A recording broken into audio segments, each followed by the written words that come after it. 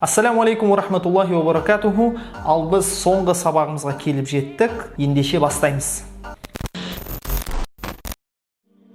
Бүгінгі қозғағым келіп отырған тақырып ол ер адамдардың еліктеу мәселесі. Қарап отырсақ, біз кімдерге еліктейміз?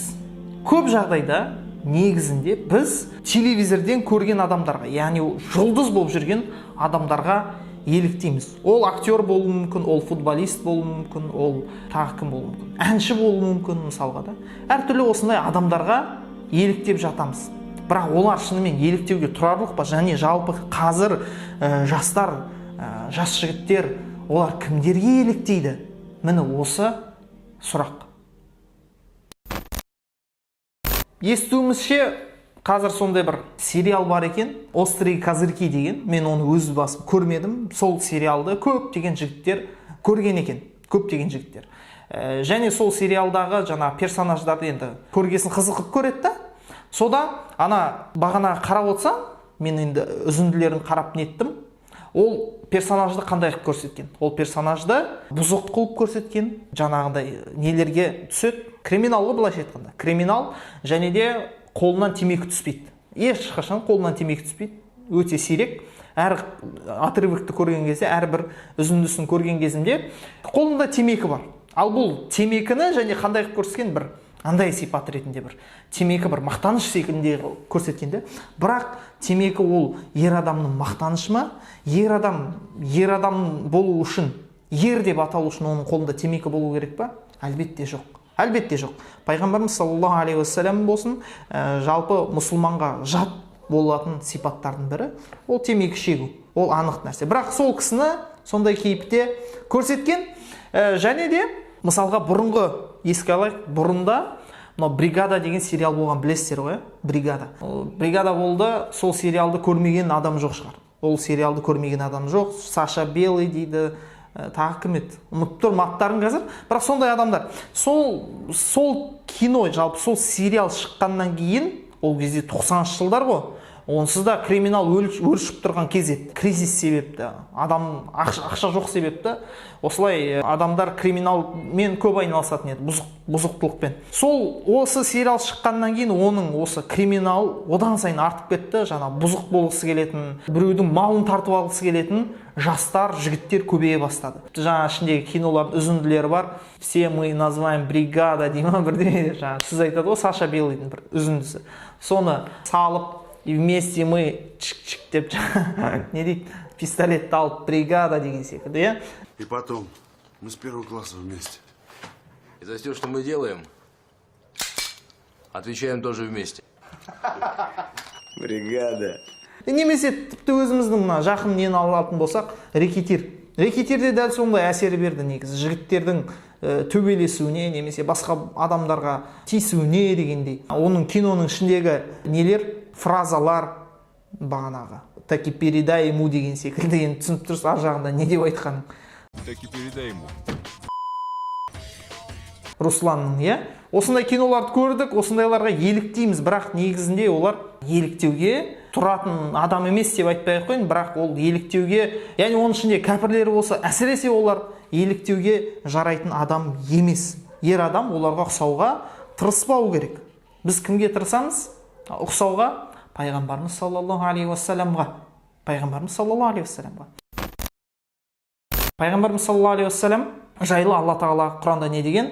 Расында Алла елшісінде сендер үшін өнеге үлгі бар деп айтқан. Демек біздің үлгіміз ол кім? Ол Алла елшісі саллаллаху алейхи уассалам. Және сахабалар осы пайғамбар саллаллаху алейхи уассаламға сыртқы келбетте және де ішкі жан рухани жағынан да, барлық жағынан да ұқсауға тырысқаны соншалық.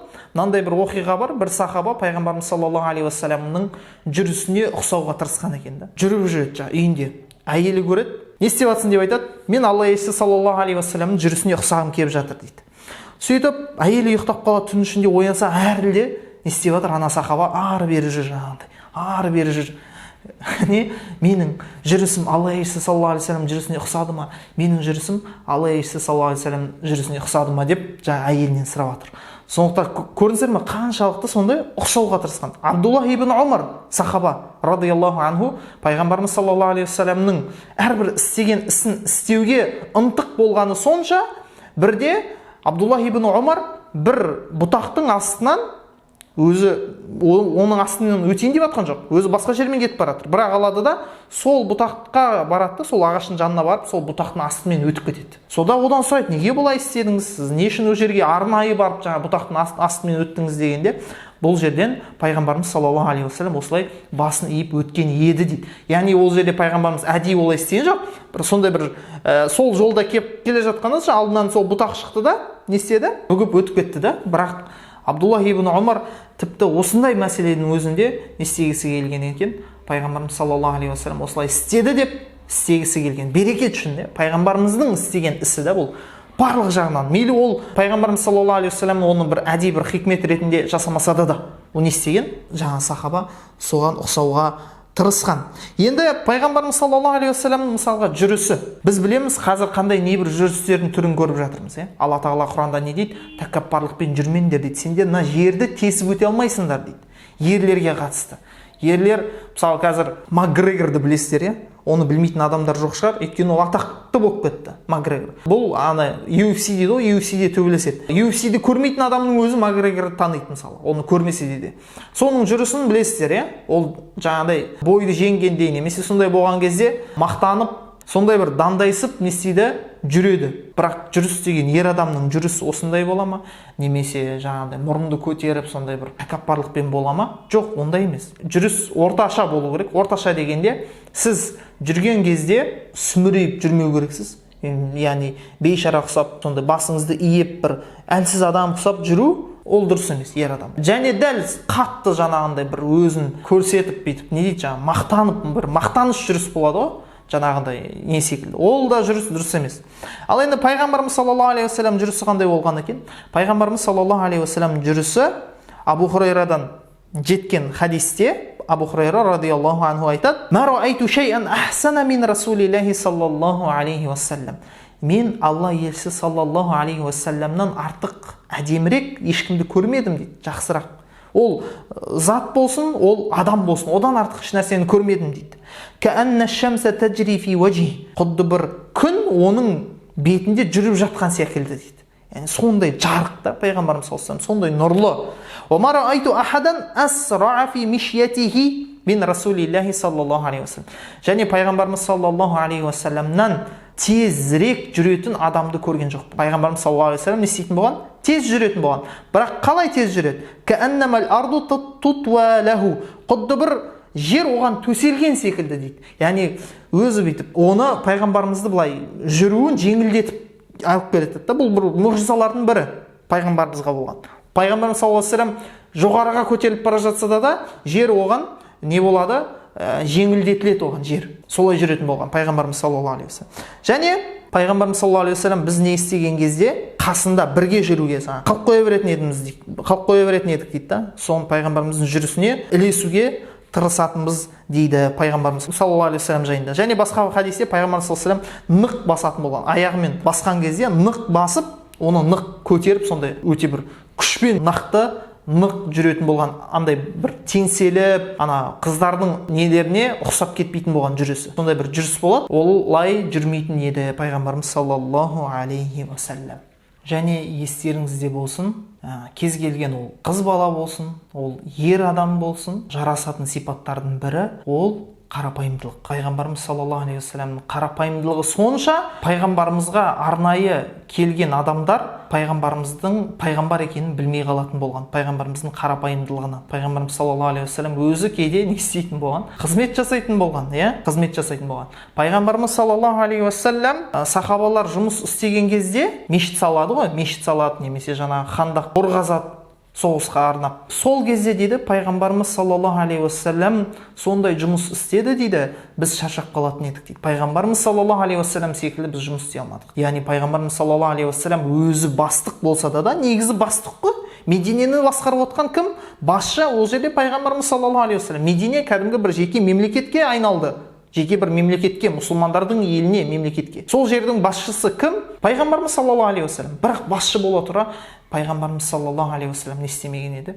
Бүйтіп қарап тұрмады жұмыс істеп жатқан жігіттерге. Ондай кісілерді мен өз көзіммен көргем. Медресе салынған кезде, мен қай медресе екенін атын айтып тұстап айтпай-ақ қояйын. Бірақ сол медресе салған кезде сол медресені салып жатқан, ақша бөлген адамның өзі сол медресенің фундаментін қалап, кәдімгідей жұмыс істеп жүргенін өз көзіммен көрдім. Өз көзіммен. Міне, көрдіңіз ба? Сіз осындай қарапайым болатын болсаңыз, адамдар сізге жақын болады. Сіз қанша жерден биік жоғарыласаңыз да дәрежеңіз бұл өмірде. Бірақ қарапайымдылықты сақтайтын болсаңыз, бағанағындай Макгрегор секілділер небір жүрістерді жасайды ғой.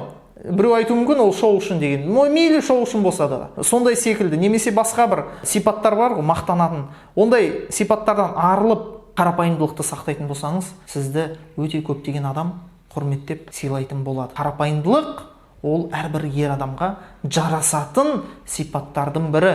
Әсіресе сіз бір өмірде бір дәрежеңіз бар адам болсаңыз, бір бастық болсаңыз, немесе ұстаз болсаңыз, немесе бағанағындай бір бай адам болсаңыз, бір бизнесіңіз бар адам бар. Сондай адамдарға әсіресе ол ерекше бір жарасады. Сіз адамдардың арасына біліміңізбен емес, бәлки мінезіңізбен сыйсасыз.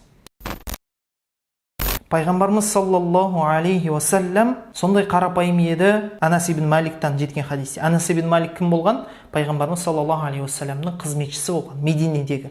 Ал Меккедегі қызметшісі кім болды? Ол Абдулла ибн Мас'уд радиаллаху анху. Ал Мединеде кім болды? Анас ибн Малик. Сонда Анас ибн Малик радиаллаху анху пайғамбарымыз саллаллаху алейхи уассалям жайында айтады. Кана Расулуллахи саллаллаху алейхи уассалям яудул марда. Пайғамбарымыз саллаллаху алейхи уассалям науқас адамды зиярат ететін болған. Уяшхадул жанаиз, жаназаға баратын болған. Уяркабул химар, және де есекке де отыратын болған. Мен басшымын басқа деген секілді. Маған ат әкеліңдер, мен атқа мінемін, есекке мінбеймін. Қандай есекті алып келдің деген секілді. Ондай әңгіме айтпаған пайғамбарымыз саллаллаху алейхи уассалям. Немесе қазіргі заманмен айтатын болсақ, ескі көлікке мысалға енді есек пен ат бар мысалға, жылқы бар. Есекке отыратын еді. Сондықтан біреудің бір ескі көлігін менсінбей, ондай жағдайға барып жүрмеңіз. Ананың көлігі қандай ескі, мынаның көлігі пәленше түгенше деген секілді сөздерді айтудан сақтаныңыз. Расында бұл нәрсе пайғамбарымыз саллаллаху алейхи уассаламның мінезінен емес. Уаюджибу даъватал абд. Дәл солай құл шақыратын болса, құл ол оның шақыруына жауап беретін еді дейді пайғамбарымыз саллаллаху алейхи уассалям. Қараңыздар, мына жерде жалпы пайғамбарымыз саллаллаху алейхи уассалям осылай ауру дегенде науқас адамды да зиярат етеді. Және кім бір нәрсе сұрайтын болса, оның сол сұрағына жауап беруге, соған көмектесуге тырысатын болған. Дәл солай пайғамбарымыз саллаллаху алейхи уассалям егер бір адамды, мысалы мешітке келіп жүрген адамдар бар ғой, сол адамдардың ішінен біреуді көрмей қалса, оны міндетті түрде бауырын іздейтін болған. Ол қайда кетті? Қайда жүр? Неге көрінбей кетті деген секілді. Сондықтан да мұсылман адамдар дәл солай мешітте жамағат намазында келіп жүрген тұрақты адам болады ғой, өзі тұрақтылар болады. Сол тұрақты бауырлардың ішінен немесе өзінің бауырларының ішінен біреуді көрмей кетсе, ол жайлы естімей кетсе еш нәрсе, онда оны іздеп, солының хабарын білсін. Бұл пайғамбарымыз саллаллаху алейхи уассалам мінезінен не болды екен оған, не істеп жатыр екен деген секілді сұрақ қойып, солай жасау керек. Алла Тағала Худжурат сүресінде Алла елшісі саллаллаху алейхи уассалам, Алла елшісінің көзінше, яғни оған дауысты көтеріп сөйлемеңдер дейді. Сон бір риуаятта бар, бұл аяттың түсу себептерінің бірі бір сахаба себепті дегендей. Ол сахаба не болған? Дауысы қатты болған. Сөйлеген кезде дауысы қатты болған. Сонда ол сахаба осы аят түскеннен кейін мешітке келмей кеткен екен. Сонда пайғамбарымыз саллаллаху алейхи уассалам оны іздей бастайды. Ол қайда екен деп, ол сахабаны. Содан ол сахабаны табады да, адамдар сұрайды, неге көрінбей кеттің? Неге мешітке келмей кеттің деген секілді. Алла елшісі саллаллаху алейхи уассалам сені іздеп жатыр.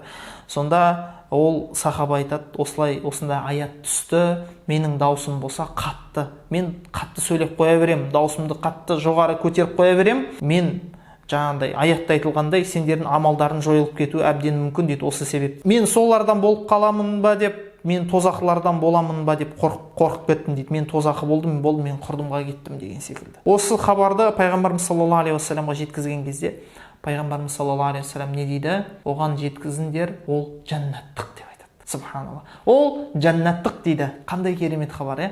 Пайғамбарымыз саллаллаху алейхи уассалам осылай адамдардың жүрегіне қуанышты да сыйлауды жақсы көретін болған. Мұсылман бауырына қуаныш сыйлау деген ол ең үлкен бір амалдардың бірі. Содан кейін дейді, міне содан кейін арамызда жәннаттық адам жүретін болды дейді. Жаңағы сахабаны меңзеп айтып жатыр. Және де пайғамбарымыз саллаллаху алейхи уассалам еш уақытта қыздар секілді әйелдерге ұқсамаған. Пайғамбарымыз саллаллаху алейхи уассалам жалпы жұмсақ болса да пайғамбарымыз саллаллаху алейхи уассалам дінге келген кезде, діни мәселеге келген кезде өзінің ашуын ұстамайтын болған. Яғни ашулы екенін білдіртіп, сол жерде хақты айтатын болған. Ер адам осындай болу керек. Иә, ол қарапайым болады, ол үндемейді, басқа, бірақ өзінің дініне қатысты, исламға қатысты, хақ мәселеге қатысты осындай бір дұрыс емес сөз айтылса, ол үндемей тұруы негізі еркектік емес. Еркектік емес негізінде. Ол айталса, егер шамасы жетсе, жаңа жерде айтуға мүмкіншілік болып тұрса, ол адамға не істеу керек? Айту керек, ер адамға. Сөйлеу керек, және былайша айтқанда мінезді көрсететін кезде көрсету керек. Иман тәкаппарлығы деген болады. Иман тәкаппарлығы. Сіз мұсылман екеніңізге қуану керексіз. Мұсылман екеніңізге. Біреулер намаз оқитындарын ұялатындар да бар, мысалға да. Намаз оқитындарын. Жоқ, сіз намаз оқисыз, сіз мұсылмансыз, осы нәрсеге не істеу керексіз, сіз мақтаныш болу керексіздер де. Және ер азаматтарға тән емес сипаттардың бірі жастарға әсіресе ол өте қатты күлу, өте қатты есектер құсап, оны есектердің дауысы деп сипатталайды. Айғайлап, бағанағындай көшеде адамдарға бір зиян жеткізетіндей бір ұйықтап жатқан адамдар болуы мүмкін. Түн ішінде бірақ адамдар кейде жастар жүреді, айғайлап жүреді, айғайлап күліп, жағымсыз дауыстар шығарады, есектің дауысы сияқты болады да ол. Осындай болмау керек ер азамат. Ер азамат деген салмақты болады. Ер азамат салмақты, өз-өзін ұстайтын, сондай болуы керек. Және де ер азамат, мен айтарым, бір өзін бейшара қылып көрсетпеу керек. Шағым айту, андай болып кетті, мұндай болып кетті, менің мынауым жоқ, анауым жоқ, пәленше, түгенше жоқ. Сіз еркексіз ғой. Сіз еркексіз, еркек болғандықтан сіз жұмыс істеу керексіз, табу керексіз. Анау жоқ, түген жоқ, шағымдану ол дұрыс емес. Шағымдану дұрыс емес. Алла Тағала Құранда не деген? Егер шүкір етсеңдер, мен сендерге арттырып берем деген. Шүкір ету деген ол шағым айтпау. Яғни бір орында отыру емес, не болса ол болсын деп. Жоқ, шағым айтпау. Шағымданбайсыз, бірақ алдыға жылжисыз. Жылжып, жұмыс істеп, ақша табу керек. Қазір кейбір жастар бар, өздеріне жаңағыдай бай әйел қалайды, кейбіреулер. Жұмыс істемесем екен, сондай бір бай әйел тауып алып, соның ақшасымен өмір сүрсем екен деген. Астағфирулла. Жоқ, ол да болмайды. Жұмыс істеу керек, ақша табу керек. Яғни ақша табу керек деген жерде мақсат ақшада емес. Мақсат жұмыс істеуде өз-өзіңізді, яғни өз напақаңызды өзіңіз табуыңыз, еңбегіңізбен. Ешкімге қол жайып, алақан жайып ақша сұрамауыңыз. Әлбетте кейде адам қиын жағдайға түсіп қалады, ол сұрау мүмкін. Шынымен мұқтаж адамдар бар, олар сұрайды. Бірақ көбіне мұқтаж адамдар көп жағдайда сұрай қоймайды. Негізінде олардың тіпті мұқтаж екенін де білмей қаласың да. Сондықтан мақсат бұл жерде ер адам, егер жерде мен сөгіп жатқаным, сұрауды не үшін сөгіп жатырмын? Яғни жұмыс істеуге шамасы кеп тұрса да, бірақ ол не істеп жатыр? Жұрттан жаңа көмек сұрайды, ақша сұрайды деген секілді. Анадан, басқа пәленшеден. Жоқ, сен тырыс әрекет жаса, жұмыс істе. Барынша бұл, яғни көмек сұрау сенің ең соңғы бір нелерің болсын, амалың болсын, жүгінетін. Яғни бұл басқа вариант жоқ деген кезде ғана сен сол бір вариантқа жүгінсең болады. Әлбетте ол мен жерде жалпыламай көмек сұрау, бауырлардан көмек сұрау, ондай нәрсені жоққа шығарып жатқан жоқпын. Яғни жоққа шығару деген оған қарсы тұрып жатқан жоқпын. Бұл жерде бір андай болады, ер адамдар мен өз-өзін бейшара қылып көрсетеді да. Сондай ер адамдарға айтып жатырмын, өз-өздеріңізді бейшара етіп көрсетпеңіздер. Жаңағыдай не істеймін енді мен басқа түген деген секілді. Жоқ. Сіздер күшті болыңыздар. Біз еркекпіз, еркектер күшті болу керекпіз. Бұл өмірдің, сондай бір имам Шафи айтады, өмірдің қорқыныштарына дайын бол дейді. Біз соған дайын болу керекпіз. Өмірде әлі біз Құдай біледі не көретінімізді, бірақ сол нәрселердің баршасына біз рухани дайын болу керекпіз. Рухани ғана біз сол нәрселерге төтеп бере аламыз. Егер сіз рухани бай болсаңыз, өміріңізде қандай да бір сынақ болмасын, сіз сол сынақтан өтуіңіз жеңілірек болады. Өйткені сіз Алла тағаламен байланыста боласыз.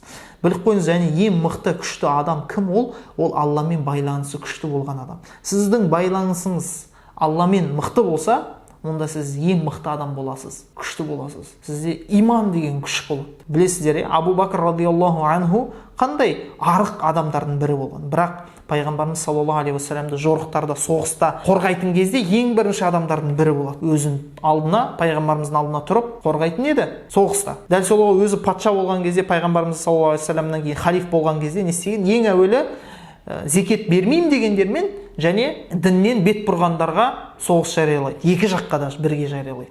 Сол өзі де сол соғысқа қатысады мысалға да. Соғысқа қатысады, жібереді, әскер жібереді, кешіріңіздер.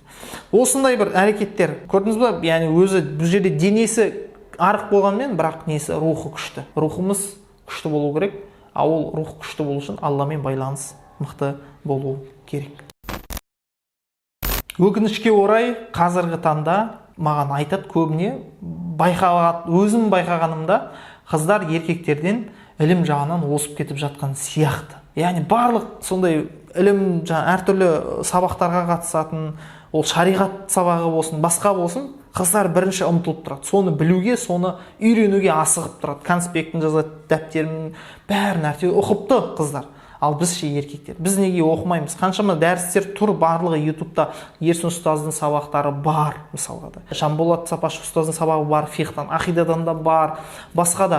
Неден? Мінез құлықты дұрыстауға, сондайға қатысты да сабақ бар, Ихия улумуддин деген. Әртүрлі сабақтар бар. Соларды көруге неге біз асықпаймыз? Неге өзіміздің дінімізді біз үйренбейміз? Біз егер де сіз өзіңіздің жұбайыңыздан аз білетін болсаңыз, кейде мысалы сұрақ келеді қыз келіншектерден, күйеуі әйелінен аз білсе бола ма ондай еркекке тұрмысқа шығуға дейді. Мысалға да. Қалай ол болмайды ол. Яғни болмайды дегенде ұят ол, ұят. Ер адамның әйелден, қыз баладан ілім дәрежесі төмен болғаны өте ұят нәрсе. Өте ұят нәрсе. Ілімнің артықшылығы қандай? Алла тағала Құранда былай деп айтады. Ярфа'иллаху аллазина аману минкум валлазина утул илма даражат.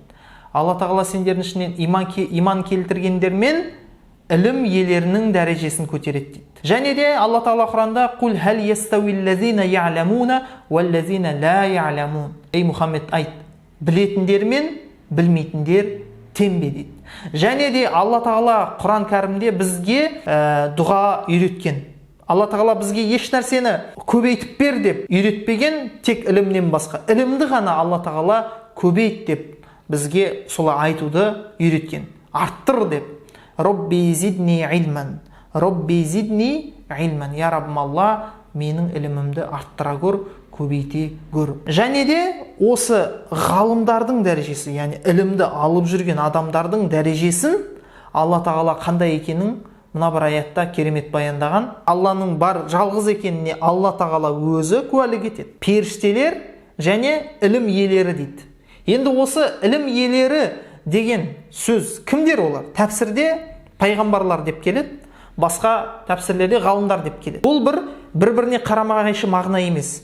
Яғни екеуі де мақсат тұтылады. Пайғамбарлар, ілім иелері және ғалымдар. Қараңыздар, бір сөздің ішіне пайғамбарлар мен ғалымдарды бірге қосып қойған Алла тағала. Осы бір сөздің мағынасына. Және ол алдында кім айтылды?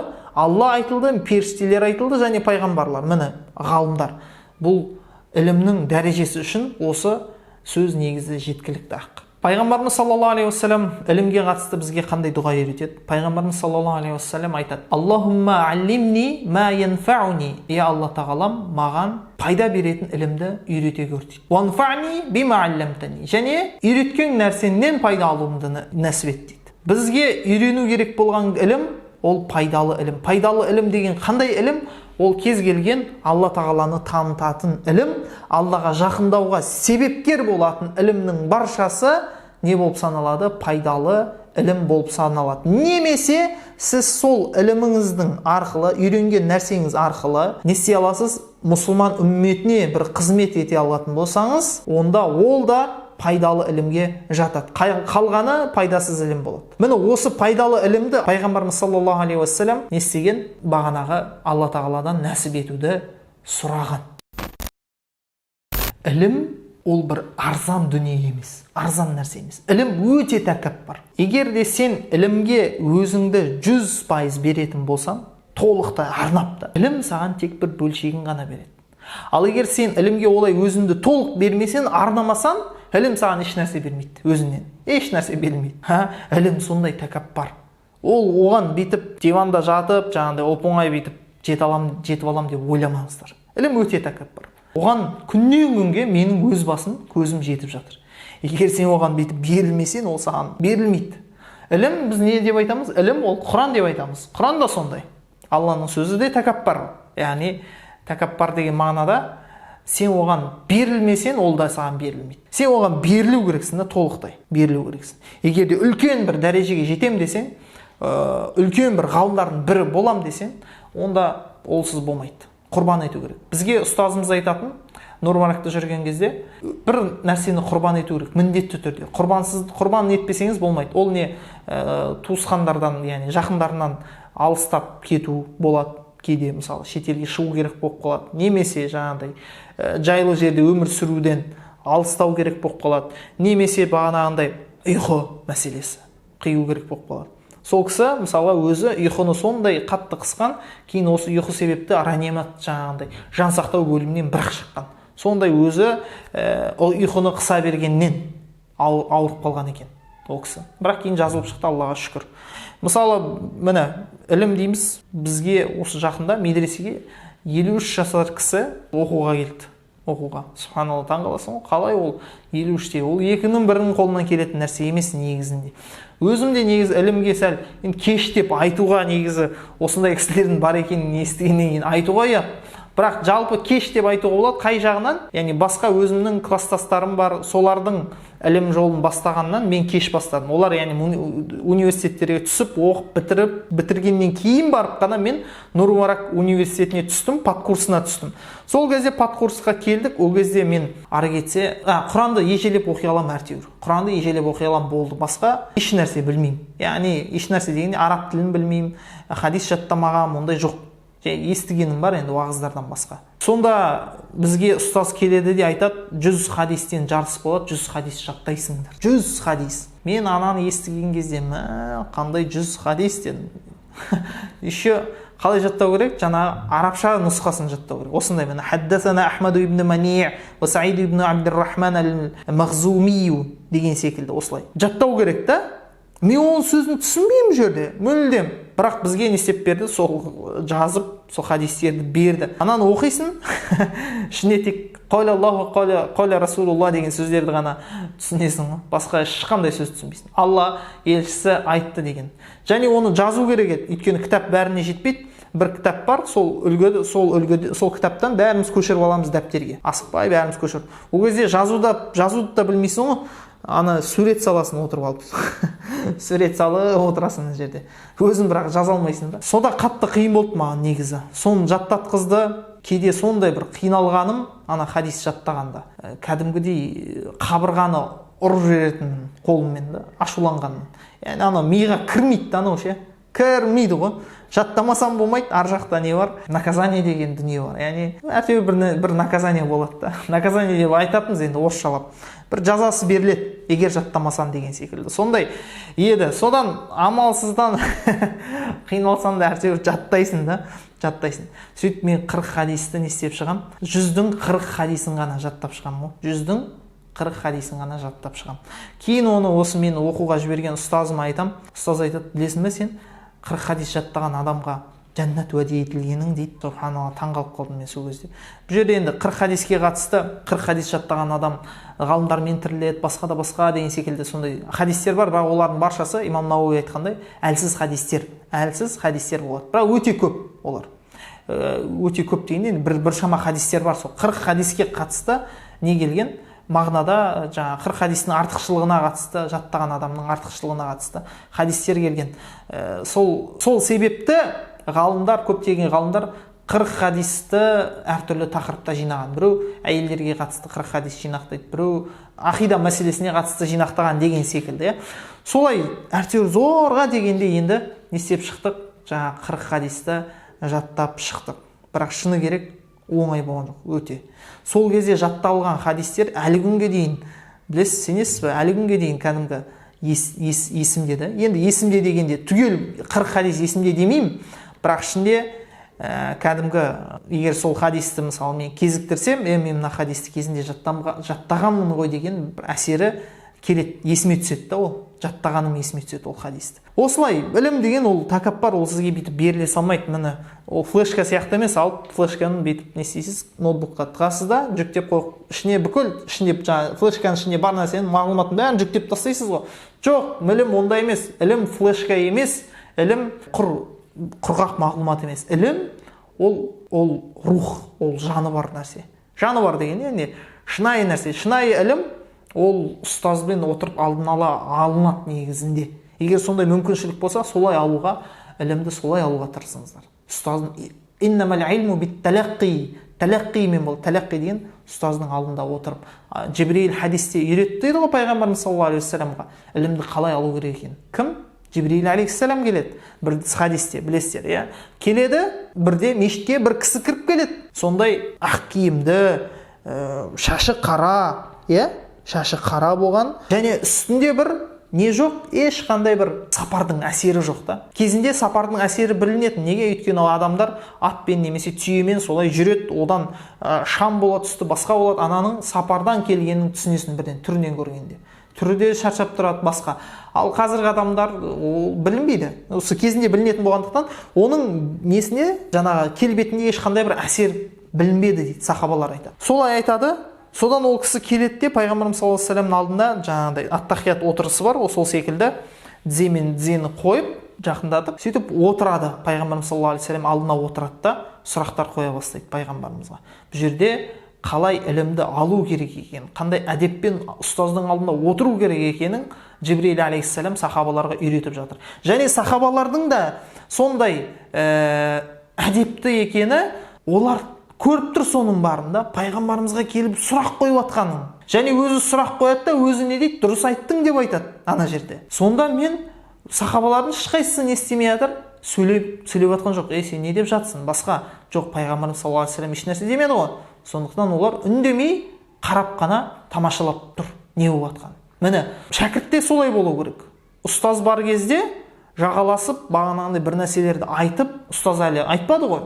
Сен басқа түген деген секілді, сонда сөздерге асықпау керек, бір нәрсені айтуға, ілімнің әдептерінен де. Сахабалар міне осындай ілімнің әдебін сақтаған. Хадистің сонда бұл, Омар, білесің бе, бұл кім келді деген кезде, Алла және оның елшісі біледі деп айтады. Сонда пайғамбарымыз саллаллаху алейхи вассалам не дейді? Бұл келген Жибрил дейді, сендерге, сендердің діндеріңді үйретуге келді дейді. Міне, ілім деген осындай болады. Ғалымдардың осы ілім жолында ілімді алуға тырысқаны соншалық небір жаңағындай оқиғалар бар. Мысалға, Шейх Абдул-Фаттах Абу-Ғудданың «Сафахат мин сабрил уляма» деген кітабы бар. Ғалымдардың ілім жолындағы, осы сапардағы, ілім алудағы сабырлығы жайында. Сахабалар бар, бір хадис үшін ғана кәдімгі 500 мың шақырымдық жерге жаяу барып келгенді. Немесе жай ғана атқа отырып кетіп қалып, сол бір хадисті есту үшін ғана барғанда. Сондай ғалымдар бар. Имам Ахмадқа сонау Африка емес, Африканың ар жағынан келген ғалымдар бар. Имам Ахмадтан хадис есту үшін ғана келген олар. Жаяу келген ғалымдар.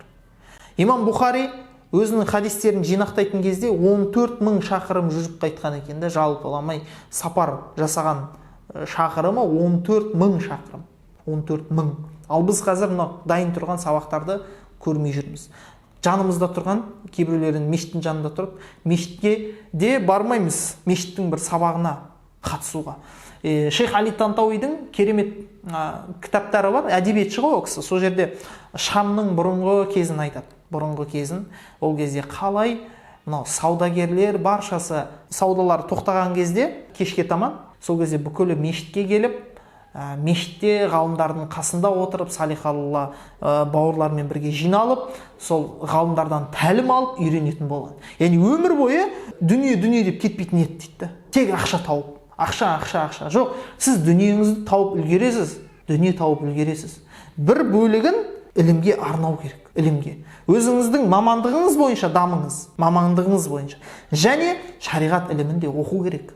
білу керек. Қашанға сіз сұрап жүре бересіз қарапайым мәселелерді? Қашанға мұсылмандар түкірік жұтсам оразам бұзыла ма деп жүреді? Айтыңызшы. Қазір көп ілім алудың жолы. Оның бірі осы, енді Алла Құдай беріп қойды бізге интернет. Осыны енді біз не істеуіміз керек? Дұрыс жағынан пайдалануымыз керек. Оқып, үйреніп. Кітап оқымаймыз. Адамның қазір мынау мән беру жағы өте қатты әлсіреп кеткенін мен байқаймын. Жарнама шығарамыз ғой енді біз. Жарнама шығарамыз басқа. Сол жерде жазылып тұрған нәрсені бәрібір қайта-қайта сұрайды. Жазылып тұр да. Кейбіреулері жазылып тұр десең де оқығысы келмейді. Мен бір пост шығардым Инстаграмға, сол постты шығарғаннан кейін, ол жерде сұрақпен жазылғанда, бірінші сұрақ қойылғанда, постта жауабы жазылған. Бір бауыр жазды, оның жауабы қандай деп. Мен айттым. Бұл постты сіздер менен сұрау үшін шығарған жоқпын. Сол постты сіздер оқып білулеріңіз үшін, ішінде көптеген мағлұматтар айтылған деп айтсам, жоқ енді қиын емес қой, айта салсаңызшы дейді маған. Оқысы келмей тұр ана жерде жазылған нәрсені. Содан мен айттым, сіз оқыңыз, оқып шығыңыз постты дедім да. Егер жауабын таба алмасаңыз, сол кезде мен сізге жауабын айтамын деді. Сөйтіп жауап бердім. Яғни ерінет, сондай не істеп кеткеніміз, біздің дәрежеміз, ілім алудағы дәрежеміз түсіп кеткен. Ілім алу керек бауырлар. Оқу керек. Бұл ілім пайғамбарлардың мирасы. Пайғамбарлар өздерінің артынан дүние, дирхам, динар қалдырған жоқ. Олар не қалдырды? Ілім қалдырды, мирас етіп. Сондықтан кім осы ілімді алса, ол сонда үлкен үлеске ие болды дейді. Үлкен үлеске ие болды дейді пайғамбардан. Бірде Абу Хурайра радиаллаху анху неге келеді? Базарға келеді. Базарда жаңағыны баршасы сол дүниеге кіріп кеткенін көріп, не деп айтады оларға? Сендерге өкініш болсын дейді. Не деген әлсіреп қалған адамдар едіңдер сендер. Ана жақта пайғамбар мешітінде Алла Иса саллаллаху алейхи уассаламның мирасы таратылып жатыр. Сендер болса мына жақта жүрсіңдер дейді. Сонда баршасы мирас таратылып жатыр дегенге жөнеле қалады мешітке қарай. Мешітке қарай барып келеді. Сосын келеді де Абу Хурайраға айтады: сен мирас таратылып жатыр деп айттың да, бірақ біз ол жерде еш нәрсе таппадық дейді. Қандай мирас таратылып жатқан дейді. Сонда Абу Хурайра айтады: не көрдіңдер сендер ол жерде дейді. Біз ол жерде Құран үйретіп жатқанын, Құран оқып жатқанын, фих мәселелер, харам мен халал мәселесін талдап жатқанын көрдік дейді. Сонда Абу Хурайра айтады: өкініш болсын сендерге. Ей, Алла Иса саллаллаху алейхи уассаламның мирасы сол емес пе? Ол ілім ғой, ілім дейді. Сондықтан кім осы ілімге ие болса, ол пайғамбар саллаллаху алейхи уассаламның бір мирасқорларының бірі болып саналмақ. Басқа бір хадисте пайғамбарымыз саллаллаху алейхи уассалам талабул илми фаридатун аля кулли муслим деп келеді. Ілім талап ету әрбір мұсылманға парыз дейді. Енді қандай ілім парыз болады? Шариғаттан қандай ілім бізге парыз? Сіз мұсылмансыз, сіз мұсылман болғандықтан сізге намаз парыз. Демек, сізге намазды өзіңіздің мазхабыңыз бойынша дұрыс оқудың қалай оқу керек екенін білу керексіз. Яғни намаз оқу үшін сіз не білу керексіз? Дәрет ала білу керексіз. Дәреттің үкімдері, дәретті не бұзады, не бұзбайды, сүннеттерін, мұстахабтарын, осы мәселелерді өзіңіздің мазхабыңыз бойынша білу керексіз. Яғни ол ханафи мазхабы. Осы тағы да басқа да осы мәселелерге, мәселесі бар, басқа бар, осылардың үкімдерін білу керексіз. Құлшылығыңызға қатысты мәселе, намазға қатысты мәселелер, не бұзады, не бұзбайды намазды, қалай оқу керек, парыздары қандай, бұзатын амалдары қандай, саху сәждесі деген не, ол қалай жасалады деген секілді. Ораза, Рамазан айында ораза ұстайсыз ба? Демек, сізге оразаның үкімдерін білу керек. Міне осылай үкімдер жаңа парыз бола береді. Яғни ары қарай сіз зекет беру керек болсаңыз, онда зекетті қалай беру керек екенін білу керексіз. Қажылыққа бара жатсыз ба? Қажылықтың үкімдерін білу керексіз. Сауда саттықпен айналысып жатсыз, сауда саттықтың үкімдерін білу керексіз. Бірақ өкінішке орай қазіргі таңда сауда саттыққа қатысты мәселелер ол өте күрделі болып кеткен. Бірақ барынша сол мәселелерді білуге тырысыңыз. Ең болмағанда сол сауда жасап жүрсеңіз, саудадағы бағанағы алдап кету деген секілді сондай нәрселерді жасамауға, өсімнен сақтануға, өсім деген нәрсе бар, білесіз, процент деген. Сол нәрселерден сақтануға тырысу керексіз. Міне, ілім ол парыз. Ілім алу керекпіз. Және ер адамдар қыз балалардан қалып қойып жатқан сияқты қазіргі таңда қыз балалар өте қатты бұл мәселеде, яғни ілім талап етуде күш-жігерлерін салып жатыр. Сондықтан ерлер, сіздер оқыңыздар, біліңіздер, үйреніңіздер. Алла тағала баршамыздың ілімімізді арттырсын. Өзгеру ешқашан кеш емес. Бүгіннен бастап, қазірден бастап сіз болды, мен енді өзгерем, мен оқимын, мен пайғамбар саллаллаху алейхи уассаламға ұқсауға тырысамын, мен бүкіл дұрыс емес істерді тастаймын, тәрк етемін деп, бүгінгі өміріңізді, яғни өміріңізді бүгіннен бастап өзгерте бастаңыз. Өзгере аласыз. Алла тағала Құранда не дейді? Қайсысы бір қауым өз-өзін өзгертпейінше, Алла тағала оларды өзгертпейді. Сондықтан сіз өзіңізді өзгертіңіз, басқа адам болуға тырысыңыз, сонда сіздің жағдайыңыз да өзгере бастайды. Барлығы жақсы бола бастайды. Сіз алдыға жүресіз, ұмтыласыз. Және өзіңіздің, сізге кеңес айтамын, өзіңіздің бір мотивация дейді ғой қазіргі таңда, талпыныс, ынта, жігер, осы нәрсе жоғалып кетпес үшін, сіз өзіңіздің жетістіктеріңізді күнделікті жазып отырсаңыз болады. Бүгін мен мына нәрсені істедім деген секілді да. Сонда ананы көрген кезде, мен мына нәрселерді істеппін ғой деп, әйтеуір өзіңіздің алдыға жылжып жатқаныңызды көресіз. Әрбір жасаған амалдарыңызды, соларды бақылап отырсаңыз, ол бір сізге ынта береді. Яғни тоқтап тұрмағаныңызды көресіз, бір орында тоқтап тұрмағаныңызды. Ал оны санамайтын болсаңыз, кейде адам, яғни бұл жерде міндетті түрде құлшылықтарды емес, жалпы үйренген нәрсеңізді, сондай бір нәрселерді жазуға. Енді құлшылықты Аллаху алям білмеймін, айта алмаймын нақты бір кеңес, оны жазсаңыз бола ма, болмай ма, бірақ жазсаңыз да болады, өзіңіздің бір есебіңіз үшін, есеп үшін өзіңізге. Оны көресіз да, сізге бір ол ерекше бір ынта береді, сіз ары қарай оны не істейсіз, тоқтатпай орындауға тырысатын боласыз. Алла тағала баршамыздың білімімізді арттырсын. Алла тағала біліп те білмей істеген күнәларымызды кешірсін.